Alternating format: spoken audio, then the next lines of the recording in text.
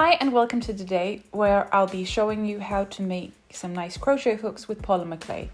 And they're a great thing to do if you have some polymer clay left over. So if you've been doing other projects and you have some colors that you don't quite know what to do with, so you just assemble them in a big kind of blob, make it into a long blob, and then shape it around the crochet hook where you actually hold it.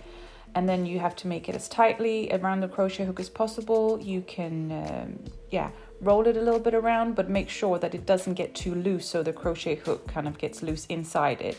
And then it's pretty much ready to go into the oven. And of course, you just have to be careful that you actually use a crochet hook out of metal, so you don't put something into the oven that's made of plastic, because that would be unfortunate. And you can also make little dents in it with your fingers if you want to make sure that it's molded completely after your hands. So I hope you have fun with this tiny project and see you next time. Bye!